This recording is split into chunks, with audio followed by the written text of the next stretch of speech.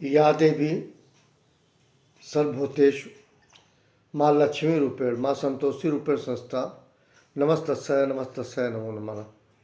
आप सभी को मेरा प्रणाम। आज फ्राइडे है, शुक्रवार है, 21 तारीख। आज के दिन संपूर्ण विश्व चीज़ें यूनेस्को से उठती हैं, इंटरनेशनली रिकॉग्निशन बनाई जाती है। आज अंतर्राष्ट्रीय मातृभाषा दिवस है। मैं सबको प्रणाम करता हूँ, जिस किसी की भी अपनी भाषा है। हमारे देश में भारतीय संविधान के अनुसार कोई एक भाषा नहीं है, 22 भाषाओं को आधिकारिक दर्जा मिला हुआ है। राष्ट्रभाषा 22 कहेंगे, किसी एक भाषा को नहीं कहा गया है।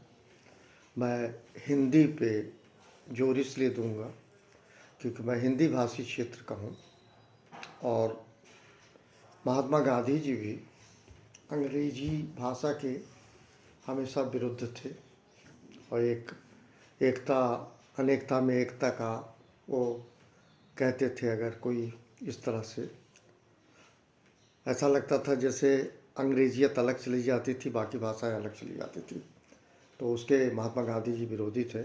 और ये जहाँ हम जन्म लेते हैं, जन्म लेने के बाद हम जो प्रथम भाषा बोलते हैं, सीखते हैं, उसे अपनी मातृभाषा कहेंगे। मैं ना तो पूर्वांचल का ही हूँ, ना अवध का हूँ, बीच का हूँ, बस्ती ज़िले का हूँ। मेरी एक भाषा टच कर सकती है अवध से भी और भोजपुरी से भी, बट भोजपुरी नहीं है हमारे डिस्ट्रिक्ट। तो मातृभाषा का सम्मान होना चाहिए। ठीक उसी प्रकार जैसे माता पिता सबका आप सम्मान करते हैं, मातृभाषा सदैव सम्मानित है। वो भाषा जो जन्म लेने के बाद मैंने पहली बार बोला, पहली बार सीखा, उसका सम्मान सदैव होना चाहिए। कोई भाषा बड़ी या छोटी नहीं होती, कोई भाषा हे दृष्टि से भी नहीं देखना चाहिए। सबके अपने महत्वपूर्ण स्थान वहाँ जो भी भाषा बोलता हो, मातृभाषा जैसे आंध्रा, तेलुगु, कर्नाटका कन्नड़, तमिल, मलयालम, मतलब तमिलनाडु, केरला। तो भाषा भाषा है, मातृभाषा का सम्मान होना चाहिए।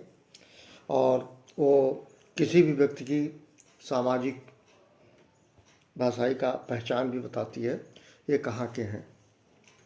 आपको सबको पता है, खून एक होता है, लाल रंग सबका होता है।